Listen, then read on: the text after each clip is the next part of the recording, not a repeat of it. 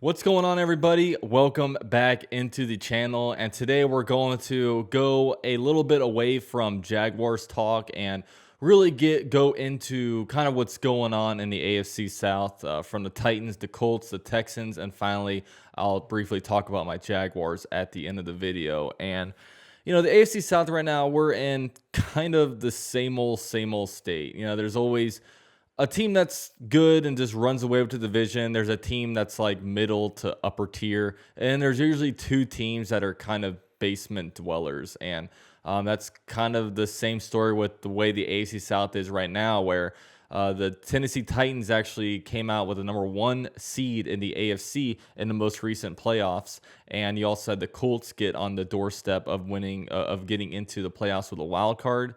And then you have the Jaguars, who drafted number one overall, and then the Texans, who drafted number three overall. So until, this is just kind of still the situation right now until things prove out to be differently. So in this video, I'm going to go over kind of what the teams did last year, kind of different upgrades and downgrades this offseason, and then kind of finally go into my analysis about where I feel like they'll be next year and kind of what their goal should be in the 2022 season, because obviously every team is in a different place. And we'll start with the Tennessee Titans. Now, the Tennessee Titans went 12-5 in the most recent season, and they actually became first seed in the AFC playoffs, the only team in the AFC that actually got a bye week. But it proved to not really be worthwhile as they did lose to the Cincinnati Bengals. They were a one and done in the playoffs, and they were also 5-1 against the AFC South. So as it stands right now, the AFC South does run through the Tennessee Titans until a team proves differently. Now, the way I always look at the Tennessee Titans is that they're a scrappy team. They always find ways to win. Before the season, not a lot of analysts will really pick them to like win the Super Bowl. A lot of them usually go with, the Chiefs, or, even the Bills have been a favorite, or even the Rams, but the Titans are always a team that is able to hang in there with teams, and they always like find ways to win. I mean, last year they had a couple bad losses. They lost to the Jets, they lost to the Texans, but they were able to beat teams like the Chiefs pretty handedly. Also the Bills by a good margin. So they're a team that they can line up and beat anybody, but they do have their down games. Now, Mike Vrabel, their head coach, again, not a super sexy name, but because he's not the young, innovative offensive guy, he's a defensive-minded coach, but he's been able to do a lot of good things with the Titans. He's been the Tennessee Titans head coach for 4 years, and the three most recent years he has made it into the playoffs. In 2019, they had kind of their best success when it comes to the playoffs, where they went in as a wild card, went 2-1 before losing in the AFC Championship game. However, the last 2 years, they had their best years in the regular season, where they won the AFC South both years. However, they were one and done in the playoffs. Now, the Titans didn't really have like great offensive or offseason grades. Some of the key pieces they lost in free agency were guard Roger Saffold, tight end Anthony Firkser, and also linebacker, former first-round pick Rashaan Evans. And most notably, they traded away A.J. Brown for a first-round pick, and they kind of immediately swapped them out for a Treylon Burks, the prolific wide receiver from Arkansas. And they also got a third-round pick for him as well. Now, could this work? Could this not work? Time will tell. I mean, it worked out pretty well for the Minnesota Vikings, where they traded away Stephon Diggs and immediately replaced him with Justin Jefferson. And that was just an easy switch, where they essentially got Stephon Diggs, but a much cheaper version of Deshaun Diggs, and maybe even a better version with Justin Jefferson. They also signed, or actually not signed, but they traded for Robert Woods, also Austin Hooper they signed, and they also re-signed Harold Landry and center Ben Jones on their team. Now, in the most recent draft, like I said, they drafted Treylon Burks, but the big thing, I'm not going to go through their whole entire draft, but they did draft Malik Willis, which kind of brings us into kind of the next fact, is that, look, this is a team where their identity is through the defense. They have a really good defense, and they also have a really good run game. Really, in years past, everyone would say that, the Titans are only good because of Derrick Henry. Without Derrick Henry, this team would be nothing. But without Derrick Henry, they were still able to do a lot of stuff. They won a lot of games without Derrick Henry, and they went on to kind of get the number 1 seed in the AFC. However, Derrick Henry also kind of proved to be the downfall in a sense where he was able to return in the playoffs. However, it was clear D'Onta Foreman was better at the time, and they probably forced Derrick Henry back too early, or at least gave Derrick Henry too much of a workload. When you watched that game, it really did look like Foreman was the better running back, and they should have kind of ran through him, but they decided to go through Derrick Henry. And really, with this season, it's tough because look, the Titans the last couple years, they've won the AFC South, which is all you can ask a team to do in the regular season. But the big thing comes when the playoffs, where they keep going one and done. And Ryan Tannehill is in a really tough position right now. Ryan Tannehill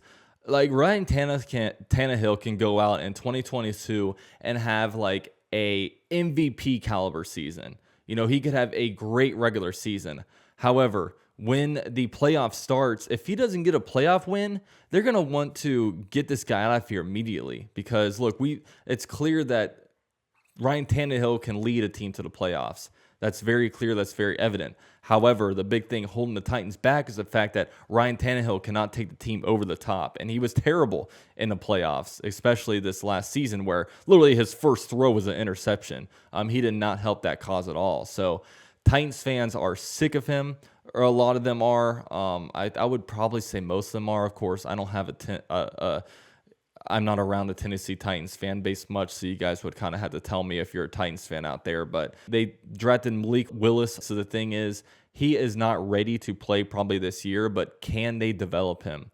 The Titans have been pretty good when it comes to just the developmental of rookies and not forcing them out too early. Of course, that's what kind of happened with Derrick Henry. Derrick Henry wasn't forced to immediately go out there.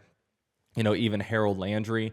The Titans do a good job with that. So we'll see, if, Ryan Tannehill can play a full healthy season, what happens to him? And if he doesn't do good, maybe they go on to Malik Willis in 2023, or maybe even look to draft another guy. So really, outlook for the Titans, they're Super Bowl or bust. Look, they've already won the AFC South. Their big thing is, can they take the next step? Can they win playoff games? Can they go to the Super Bowl? If they come in as a wild card and go 1-1 in the playoffs, that's not going to be enough for the Titans. Even AFC Championship game, I don't think is enough because they've been there just a few years ago. They want to take their team over the top before they kind of had to go through some more roster turnover. So really with the Titans, that's kind of their outlook, but they're a tough, scrappy team, so we'll kind of see what happens with them going forward. Now, next up, I have the Indianapolis Colts. Now, the Colts are coming off of a 9-8 season in 2021, and really the entire 2021, when you sum it up, whenever I think about the 2021 Colts, I think about Carson Wentz, because Carson Wentz was a guy that they traded for. The Colts traded for him, a conditional second, which actually turned into a first-round pick with the amount of games that Carson Wentz did start. Now, when you look at the stats, this is a situation where the stats do not tell the story. When you look at the stats, Carson Wentz had a 62% completion percentage, 3,563 yards, 27 touchdowns to 7 interceptions. That's essentially a 4-to-1 touchdown to interception ratio. And also, he played healthy in all his games, which is something that Carson Wentz has struggled with health, but health wasn't an issue in 2021. However, with his, what did him wrong was just he played bad in times where they needed him the most, whether it be against the Titans in the overtime game where, he threw a couple of really bad interceptions. Obviously, the Week 18 game against the Jaguars where the Colts were playing the worst team in the NFL and all they had to do was beat the worst team in the NFL, and they got outplayed on every side of the ball, offense, defense, even special teams. It was a pathetic showing from the Colts. Carson Wentz he was not taking the easy dump-off passes. He would try to throw downfield into bad situations, and it was a mess. Jim Irsay could not stand Carson Wentz. He wanted him out at all costs, and it was pretty much known that at the end of the season, Carson Wentz will not be with the team anymore. And that's exactly what happened. They traded him for a few third-round picks, and in the offseason, they brought in Matt Ryan. So obviously they're bringing Matt Ryan, who most believe will be an upgrade. They think Matt Ryan might have a couple more years left in his career. I would say at least 2 more years. And with the way they're protecting quarterbacks and with how old quarterbacks are playing now, maybe even they push a third, maybe fourth season out of Matt Ryan, depending on how he plays, of course. Last few years, Matt Ryan, his production is going down, but maybe with a new team, new organization, that can kind of spark them to come back. They also added via trade Yannick Ngakoue, traded Brock Ya-Sin for Yannick Ngakoue straight up. So that brings in a good situational pass rusher, a guy that's very good in pass rushing situations, just probably a liability in the run game. And finally, they also brought in Stephon Gilmore later in free agency. So those are some good additions, some subtractions, not much. Mark Lewinsky, Zach Pascal were a couple guys of notes. Now, the Colts had a weird draft because they had no first-round picks due to the Carson Wentz thing. However, they had 2 second-round picks and also 3 third-round picks that they were trading around just from different quarterback stuff. So they were able to grab a couple guys I liked, most notably wide receiver Alec Pierce from Cincinnati. Also tight end Jelani Woods from Virginia, who just has a lot of potential. Those are a couple really good guys that they added. So really, when you look at the offseason for the Colts, it looks like they got a lot better. They really do. Not a lot of subtractions, mostly additions, especially when you go from a guy like Carson Wentz over to Matt Ryan. So it's definitely a dangerous team. Now, really this year, both GM Chris Ballard and head coach Frank Reich are on the hot seats. When you look at their era, they both took over in 2018. And since they took over in 2018, there's been a different starting quarterback every season during week 1, which is, not good when it comes to a stabilized organization. And this is something that the Indianapolis Colts aren't familiar with. They had Peyton Manning, went straight from Peyton Manning to Andrew Luck. And then since Andrew Luck really retired, that set the organization back a lot because he retired in preseason just kind of out of nowhere, and they still haven't really had the draft capital or what have you to really recover from that. Maybe going back, I think a lot of fans would have said, man, that was a lot to give up for Matthew Stafford. But looking back now, they probably would have said, look, maybe it was worth giving that up for Matthew Stafford. But they didn't, so they are kind of going forward without it. Now, another thing about their tenure is that there have been no playoff wins or AFC South titles to their name, which is obviously not a good sign, especially with the Colts, who have been so dominant throughout the 90s and 2000s. Actually, maybe not 90s, mostly 2000s with Peyton Manning. Also, no opening season wins and also no wins in Jacksonville. So essentially, they start off every year 0-1, and they kind of start off slow a lot of times where, look, they're basically playing for their lives in November or December, and they're able to push themselves into the playoffs maybe, but it's too little too late where they might get exhausted a little bit later on. So that's kind of something that's been bad. And I know from my stance, like Chris Ballard has been a pretty good GM, and he's been able to really find some steals. I mean, in the second round, you get linebacker Darius Leonard, also Jonathan Taylor. You also drafted, Quentin Nelson, who's an all-pro guard. However, my big beef against Chris Ballard is that, look, nobody is, like, there's no position in football that is unimportant. There's no. I mean, every position is important. However, there are positions that people would say are, much more important than others. For example, quarterback is a very important position. That is not something that Chris Ballard has been able to get right. Another thing is wide receiver 1. Chris Ballard has not brought in a wide receiver 1.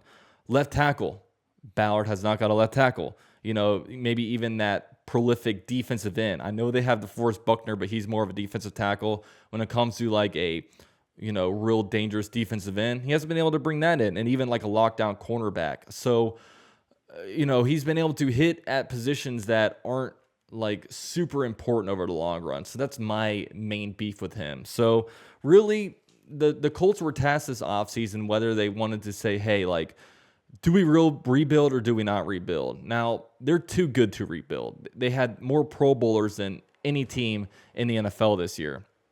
So they're in a situation where they're too good to rebuild, but are they good enough to really be able to, make a playoff run? Because much like the Tennessee Titans, I think they're in Super Bowl or bust mode. I really do. Maybe they'll accept like an AFC title or AFC South championship and maybe go into the AFC championship game. But this is a team in 2021 that was locked and loaded and ready to compete with every NFL team, but they missed out on the playoffs. And, a lot of them are kind of using Carson Wentz as the scapegoat. But at the end of the day, they did not make it. So, now that Carson Wentz is gone, you bring in Matt Ryan. Now it's time for Frank Reich to do something, to make some noise, because I think his job is ultimately in jeopardy. And if he does not produce this year, I think it could be tough. So the Colts are a team that got to show improvement. Got to make it into the playoffs, and we'll kind of see what happens there. Now, next up, I have the Houston Texans. Now, the Houston Texans finished the 2021 season at 4-13, and you could even say that might have been overperforming. I mean, the Texans are one of those teams that, look, they bring in David Culley, who proved to be a one-year rental. They did not want to move forward with David Culley, but they also did not feel like maybe they had enough to bring in a coach that they really wanted. So they said, okay, look, we're going to bring in this guy to sit in for a year and we're going to get rid of him. They had some surprising wins. They swept the Jaguars, who were probably the most attractive head coach / GM job out there this last offseason.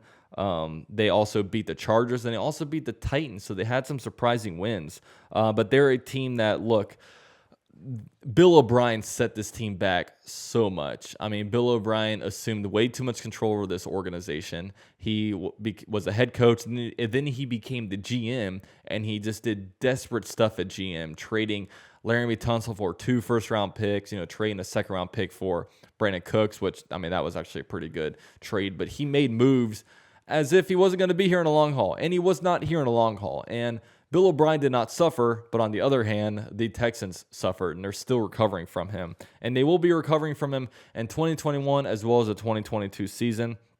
But the big thing about them just a few months ago is that they were finally able to trade Deshaun Watson.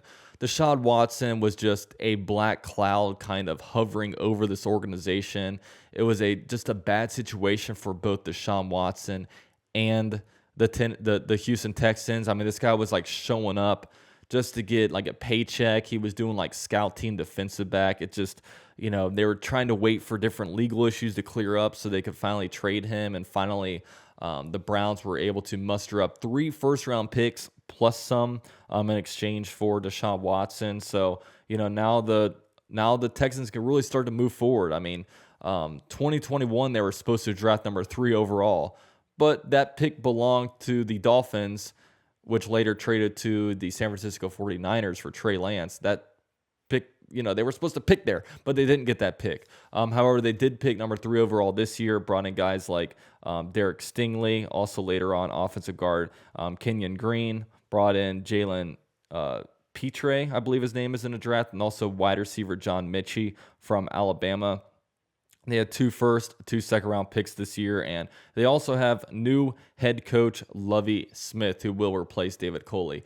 And, they're really this year, in free agency, for example, they got a bunch of guys, but they brought them in on just like kind of filling spots for now. They're not a team that's going to be expected to win many games in 2022. They're not. They're still recovering from Bill O'Brien, but they have a lot of draft picks coming up.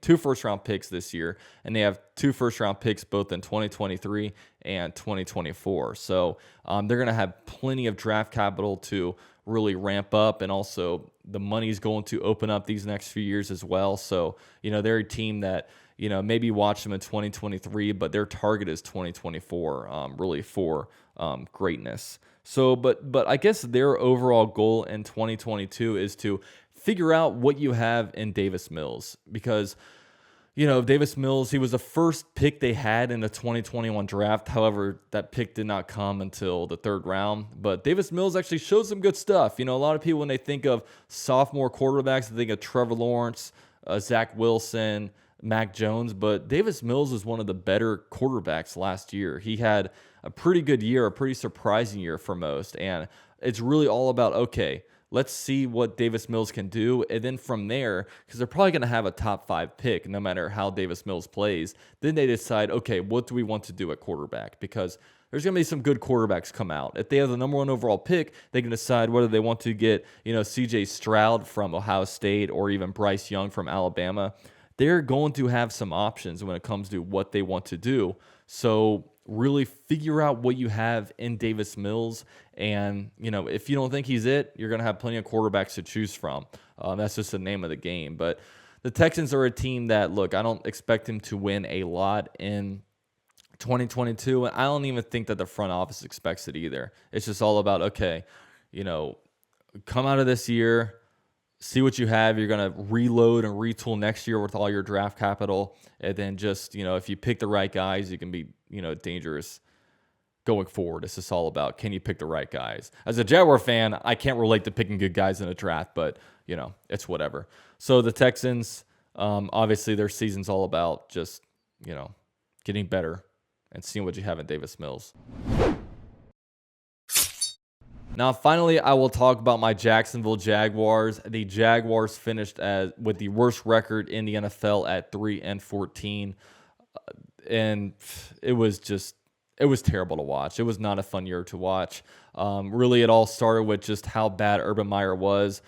I mean, anybody who thought that Urban Meyer was a bad hire, I don't even think they could have foreseen how bad things would go. I mean, every week from either what he did to what he said to the media to kind of different reports that came out, it was just a new thing every week before he actually did not even finish his rookie season. He got fired after the Josh Lambo story about him kicking the kicker, and he was out of there. But now it's all about, okay, how do the Jaguars move forward? Obviously, they have a pretty good amount of assets right now on the team. I mean, Trevor Lawrence, obviously, like Josh Allen, but really the way they attacked this offseason was big. First of all, they bring in Doug Peterson as head coach, and that is just such a large upgrade over Urban Meyer. Nobody's going to debate that. Every single person knows that Doug Peterson is just a much better head coach than Urban Meyer could ever be at the NFL level.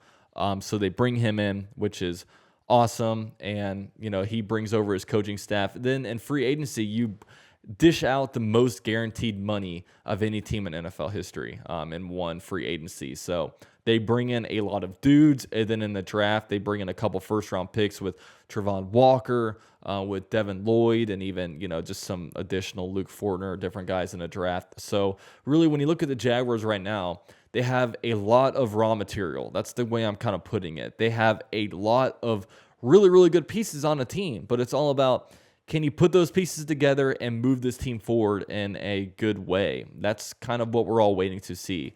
The Jaguars, looks like they had a pretty good 2021 draft. Obviously, you have Trevor Lawrence. You don't know out of Travis Etienne yet, but on day 2, you had some really good players with tackle Walker Little. You had Tyson Campbell as well at cornerback. You also had defensive back safety Andre Sisco. So you got some pretty good pieces in the draft, but it's all about, how do these guys advance into year 2?